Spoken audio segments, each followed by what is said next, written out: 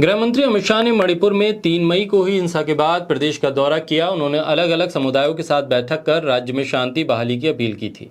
हिंसा की जांच के लिए गुवाहाटी हाई कोर्ट के पूर्व मुख्य न्यायाधीश अजय लाबा की अध्यक्षता में न्यायिक आयोग का गठन किया था, लेकिन मणिपुर में हिंसा रुकने का नाम नहीं ले रही है। गृह मंत्री के दौरे का भी असर नहीं दिख रहा है। हालात ये है कि विधायकों के घर पर हमले हो रहे हैं, पुलिस बल पर भी हमले हुए हैं, एम्बुलेंस तक को आग लगा दी गई, लेकिन गोदी मीडिया को कोई फर्क नहीं पड़ता है। मणिपुर हिंसा पर गोदी मीडिया ऐसा खामोश है कि मानो गोदी मीडिया के लिए मणिपुर भारत का हिस्सा ही नहीं रह गया हो। बोलता हिंदुस्तान पर मैं हूं आपके साथ मिर्जा शाकिर अली बेग। मणिपुर में हिंसाग्रस्त सैरो इलाके में विद्रोहियों और सुरक्षा बलों के बीच रात भर चली मुठभेड़ में सीमा सुरक्षा बल के एक जवान शहीद हो गया और असम राइफल्स के 2 जवानों को गोली लगने के बाद वो घायल हुए। हिंसा में घायल बीएसएफ समेत 2 असम राइफल्स के जवान शहीद हुए।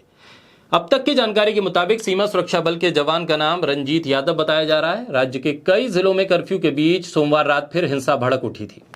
इसमें बीएसएफ के जवान रंजीत को गोली लगी थी, वो घायल हुए थे, उन्हें अस्पताल में भर्ती कराया गया था। जवान की हालत बिगड़ने के बाद उनकी मौत हो गई, जबकि असम राइफल्स के 2 सैनिक घायल बताए जा रहे थे।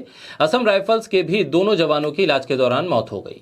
राज्य में हिंसा को देखते हुए मणिपुर सरकार ने इंटरनेट पर प्रतिबंध को 10 जून तक बढ़ा दिया है।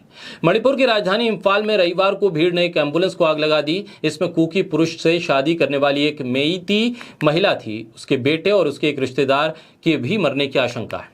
पीड़ित के गांव के रिश्तेदारों के निवासियों ने द इंडियन एक्सप्रेस को जानकारी दी है कि हमला उस वक्त हुआ जब एम्बुलेंस बच्चे को अस्पताल ले जा रही थी और पुलिसकर्मियों के जरिए वाहन को एस्कॉर्ट किया जा रहा था। यह घटना लामफेल पुलिस थाना इलाके के अंतर्गत इम्फाल पश्चिम के इरोई सेम्बा इलाके में हुई है। स्टेशन के एक वरिष्ठ अधिकारी ने कहा है कि रविवार शाम करीब 7 बजे वाहन को आग लगाई गई।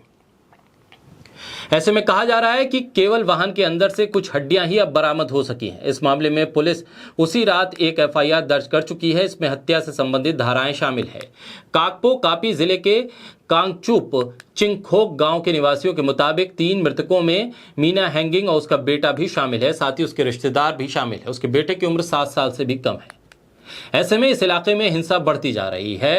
कांगपो कापी जिले में सीमा पर इम्फाल पश्चिम के नजदीक मेतेई गांव में फेंग के करीब इस इलाके में 27 मई से राज्य भर में हिंसा की दूसरी लहर के बाद भारी गोलीबारी की घटनाएं हुई हैं।